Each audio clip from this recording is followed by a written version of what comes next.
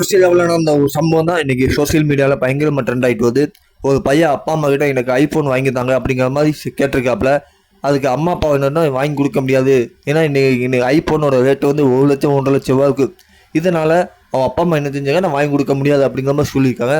பையனோட பிடிவாதான் அம்மா அப்பாவை புரிஞ்சுக்கிட்டாங்க. ஆனால் பெற்றவங்களோட மனசை வந்து பையன் புரிஞ்சிக்கல.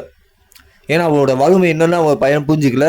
அவனோட ஒரே மைண்டு எப்படியாவது ஐஃபோன் வாங்கி ஆகணும், இந்த மட்டும் தான் மைண்டில் இருக்குது. ஸோ இதனால் 2 பேத்துக்குமே வாக்குவாதம் பயங்கரமாக சண்டை போய்கிட்டு இருக்கு. இதனால் பையன் கோச்சிக்கிட்டு பக்கத்தில் உள்ள மலையில் ஏறி நின்றுக்கிட்டு தற்கொலை பண்ணிக்கலாம் அப்படின்னு சொல்கிறாப்புல. அப்பா அம்மா உறவினர்கள் போலீஸ் எவ்வளோ போராடி பார்த்து பலன் இல்லை. ஒரு இடத்துல அம்மாவை செயினை கழட்டி இந்த வாங்கி தரேன் அப்படின்னு சொல்கிறாங்க. அதுக்கு பிடிவாதம் இல்லை. ஏன்னா எப்படி செயினை கழட்டி ஏமாற்றிடுவாங்க அப்படிங்கிற மைண்டில் அதை நின்றுட்டாப்புல. யார் என்ன சொல்லுவோம் அதை காதலே வாங்கலை. ஒரு கட்டத்தில் அப்பா என்ன செய்யணும், பையனை அப்படியே காப்பாற்றி அவனும் பையனை பிடிச்சி இழுக்கிற நேரத்தில் தவறி விழுந்து 2 பேருமே அந்த கீழே விழுந்து இறந்துடுறாங்க. அந்த அதிர்ச்சியில் அம்மாவும் கீழே குதிச்சு இறந்துடுறாங்க. ஒரே ஒரு போனால ஒரு குடும்பமே சதஞ்சு போச்சு. இதில் யார் மேலே தவறு?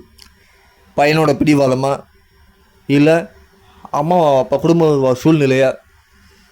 இது யார் மேலே தவறு இருக்குது அப்படின்னா, நம்ம பிடிவாதம் எல்லாருக்குமே இருக்க தஞ்சி, ஆசை எல்லாருக்குமே இருக்க தஞ்சி. ஆசை எல்லை மீறி போச்சுன்னா ஒன்றுமே பண்ண முடியாது, அந்த கண்ட்ரோல் பண்ண முடியும். அதுதான் அந்த பையனுக்கு நடந்திருக்கு. ஐஃபோன் வாங்கியாகணும்.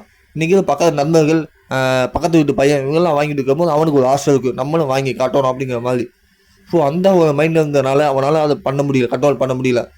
ஒரு இடத்துல அம்மா வாங்கி தரல அப்படிங்கிற கோபம் எல்லாருமே தெரிஞ்சு பிடிவாதம். இந்த பிடிவாதம் தான் நம்ம எல்லாருமே ஒரு இது எல்லை மீறி போக வைக்குது. இதை கட்டுப்படுத்திட்டோம் தான் நம்மளால் நிம்மதியாக இருக்க முடியும். ஸோ தயவு தெரிஞ்சு இந்த மாதிரி பிடிவாதம் பிடிக்காதீங்க. குடும்ப சூழ்நிலையை புரிஞ்சுக்குங்க. அப்போ தான் ஒரு குடும்பம் நல்லா வாழ முடியும். ஸோ அதனால் இந்த மாதிரி தவறுகளை செய்யாதீங்க. அந்த பிடிவாதத்தை கண்ட்ரோல் வச்சுக்கோங்க. கண்ட்ரோல் மீறி போச்சுன்னா இதுதான் நிலமை. ஸோ ஒரு 3 பேரோட பாவம் என்ன சொல்கிறேன்னு தெரியல. வீடியோ பார்த்தோன்னா எனக்கு மனசே இதாகிடுச்சு.